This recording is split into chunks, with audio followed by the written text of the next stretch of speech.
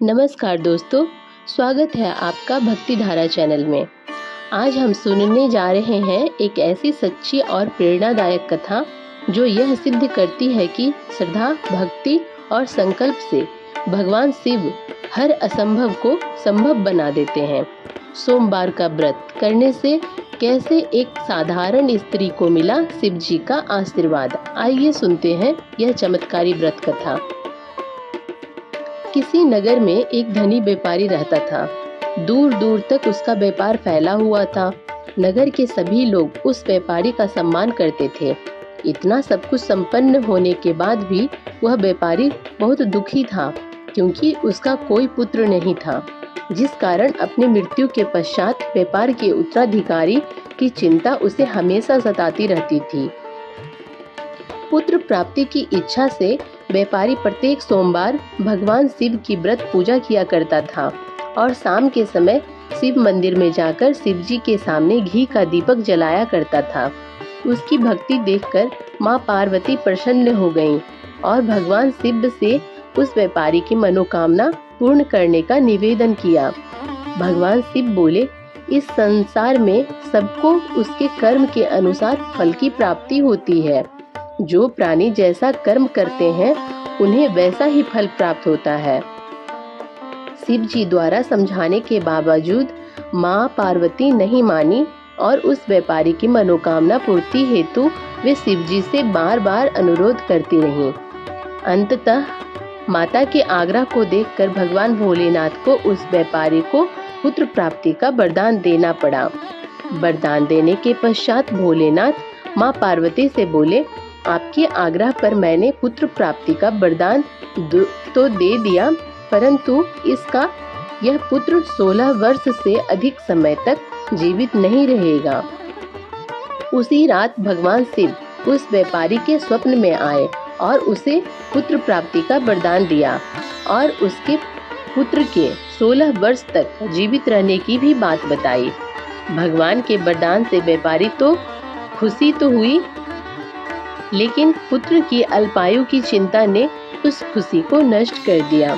व्यापारी पहले की तरह सोमवार के दिन भगवान शिव का विधि व्रत करता रहा।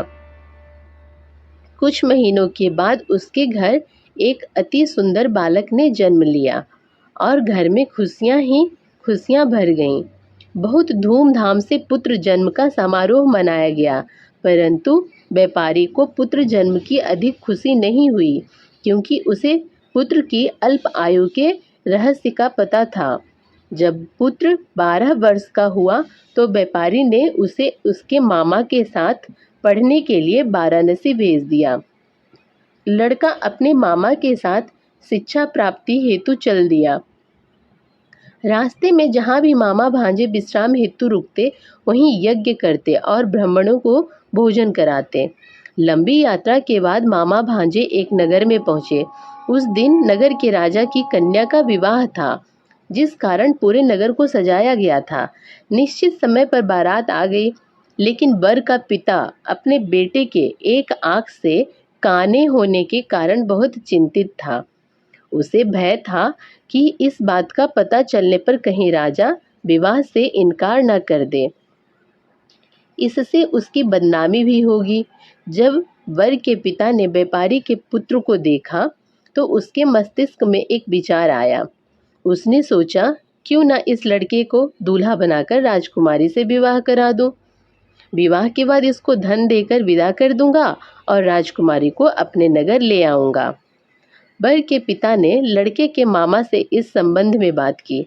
मामा ने धन के मिलने लालच में वर के पिता की बात स्वीकार कर ली। लड़के को दूल्हे का वस्त्र पहनाकर राजकुमारी से विवाह कर दिया गया। राजा ने बहुत सारा धन देकर राजकुमारी को विदा किया। शादी के बाद लड़का जब राजकुमारी के साथ लौट रहा था तो वह सच नहीं छिपा सका और उसने राजकुमारी के ओढ़नी पर लिख दिया, राजकुमारी तुम्हारा विवाह मेरे साथ हुआ था। मैं तो वाराणसी पढ़ने के लिए जा रहा हूँ और अब तुम्हें जिस नव युवक की पत्नी बनना पड़ेगा वह काना है। जब राजकुमारी ने अपनी ओढ़नी पर लिखा हुआ पढ़ा तो उसने काने लड़के के साथ जाने से इनकार कर दिया। राजा को जब ये सब बातें पता लगी तो उसने राजकुमारी को महल में ही रख लिया। उधर लड़का अपने मामा के साथ वाराणसी पहुंच गया और गुरुकुल में पढ़ना शुरू कर दिया। उसकी आयु 16 वर्ष की हुई तो उसने यज्ञ किया। यज्ञ के समाप्ति पर ब्राह्मणों को भोजन कराया और खूब अन्न वस्त्र दान किए। रात को वह अपने शयन कक्ष में सो गया। शिव के वरदान के अनुसार शयनावस्था में ही उसके प्राण पखेड़ों उड़ गए। सूर्योदय पर मामा मृत भांजे को देखकर रोने पीटने लगा। आसपास के लोग भी एकत्र होकर दुख प्रकट करने लगे। लड़के के मामा के रोने विलाप करने के स्वर समीप से गुजरते हुए भगवान शिव और माता पार्वती जी ने भी सुने। माता पार्वती ने भगवान से कहा, प्राणनाथ, मुझे इसके रोने के स्वर सहन नहीं हो रहे। आप इस व्यक्ति के कष्ट को अवश्य दूर करें।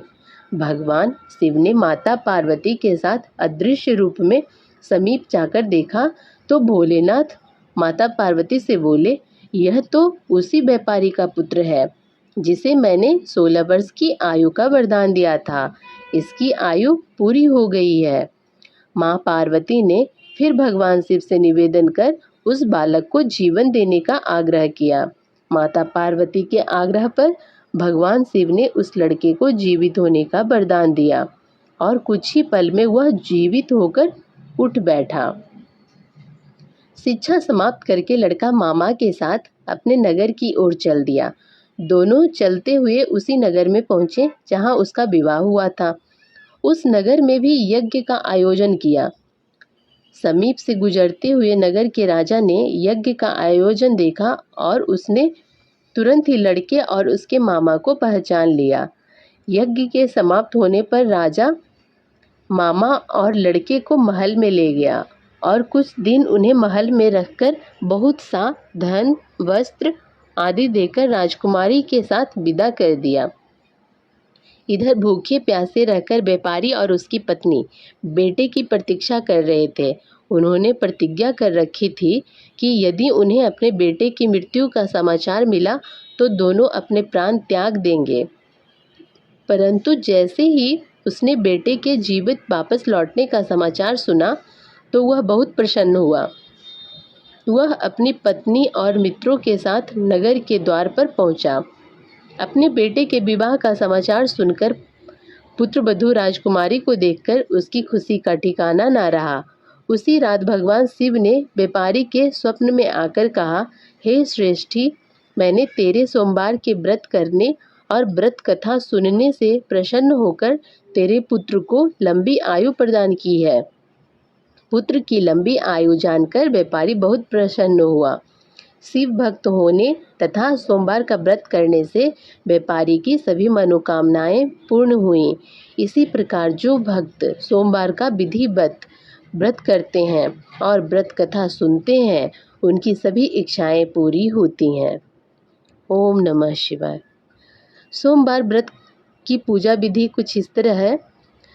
सुबह स्नान कर साफ सुथरे वस्त्र पहने, शिवलिंग का गंगा जल, दूध, दही, शहद से अभिषेक करें।